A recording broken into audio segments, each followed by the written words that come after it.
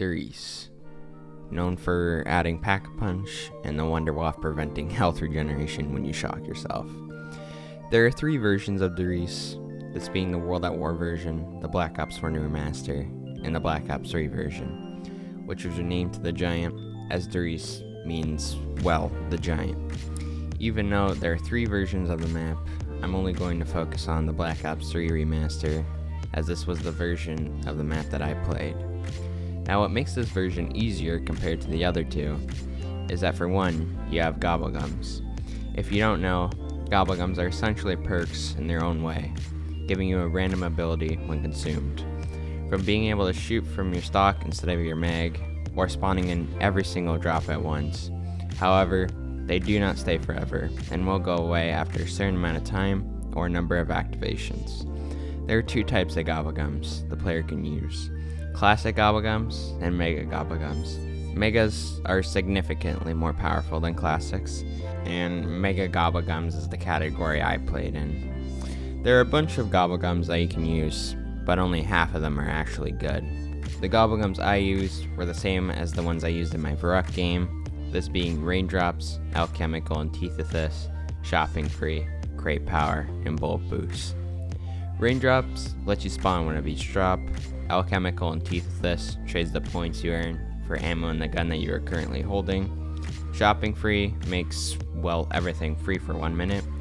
Crate Power Pack-a-Punch is the next gun that you take from the mystery box, and Bullet Boost gives you a random ammo mod on the gun you're holding. You might wonder why I need Crate Power to Pack-a-Punch guns. Seriously, there's literally a Pack-a-Punch machine in the spawn room. Well, you see, the fastest strategy on the map is at this one window, which is great, but the problem is that you can't open the door to your right. Otherwise, it will ruin the strategy. And the problem with not opening that door on the right is that you can't open up Pack-a-Punch because there's a teleporter you need to activate there. So that is why you need Crate Power and Bullet Boost to Pack-a-Punch all the guns you get. That being said, let me tell you how I got round 100 on the Giant in 3 hours. Okay, so you're gonna want to restart until you get good spawns for the first room, because you usually want to end the first round by 35 seconds, and if you don't, then you're just gonna want to restart. You also have to restart until you get Raindrops first or second hit, but other than that, it's not that much RNG involved with the first couple of minutes, but I will say getting good box luck is quite annoying. I think it only took me about 3-4 restarts before I actually got Raindrops second hit. Once you get Raindrops, you're just gonna want to nuke at round 2 and round 3 as well, because you have to do that if you want to beat this world record now, which I will hold when the footage uploads, which is probably gonna take like an entire 2 days. But anyways, besides that, the only way you're gonna be able to beat this record now is if you nuke out like most of the rounds when you're trying to hit box for the 3 guns you need. 3 guns you want is the Wonderwaff, obviously. And then you want any LMG that isn't the Gorgon, and then you also want a gun with a lot of ammo for Deadwire. And then with the LMG, you want to put Fireworks on it, of course, because if you don't know how Fireworks works, basically it's just tailed to whatever gun class you're using. So if you use it on an SMG, it's going to be very bad, but if you use it on an AR or an LMG, for example, it's going to be really good. So as you see here, I get the Dingo, and you also want to track your gun cycle, by the way. Forgot to mention that. I'll leave a link in the description if you ever want to try to beat this world record.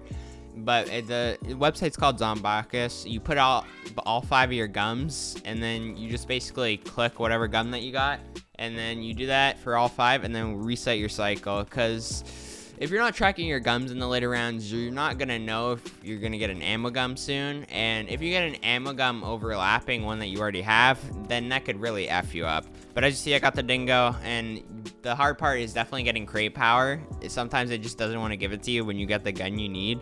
But it's not the worst thing in the world. It just took me probably like 10 restarts. The gun that I ended up getting for Deadwire was the VMP.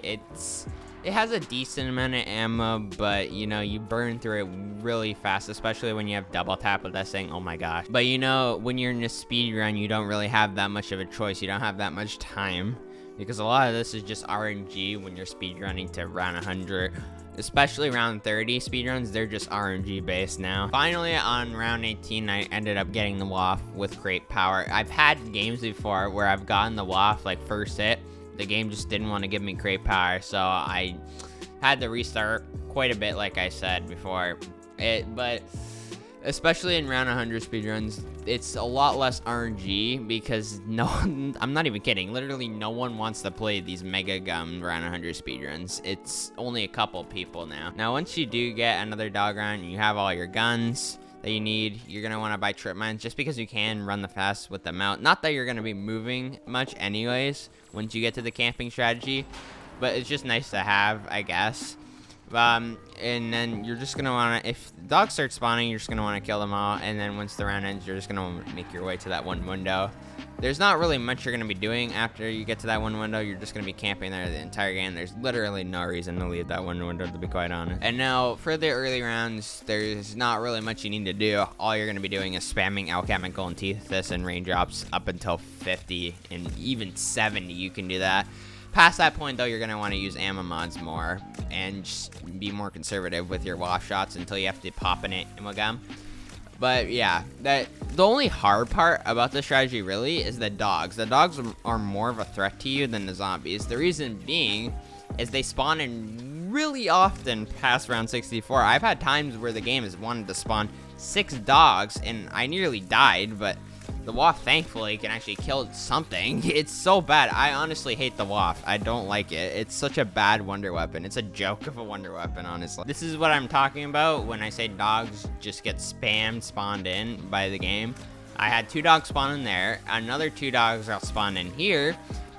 This strategy is just so down bad with that. And the world record holder currently, which is Zombie Dog, he downed actually in the 70s. That's probably why I was able to snatch his record from him. I don't have it yet, like I said. I still have to upload the footage because it takes way too long. Literally, I'd be uploading it in the morning and it doesn't finish for like 2 days. It's so dumb. I won't lie though, my 70 time was kind of bad. It was worse than my 70 time that I got before. I do hold the 70 speedrun with megas on this map as well, of a time of 1:25. Technically, Joel Simmons should have it. He got an hour 22 minute, but he hasn't submitted any footage because he said he doesn't care about zombies anymore, which is kind of sad to see a lot of these speedrunners leaving zombies behind, but I honestly can see why zombies is going down a dark path. I mean, really, the only zombies game we're getting in 2023, we shouldn't even be getting Modern Warfare 3, to be quite honest. Modern Warfare 3,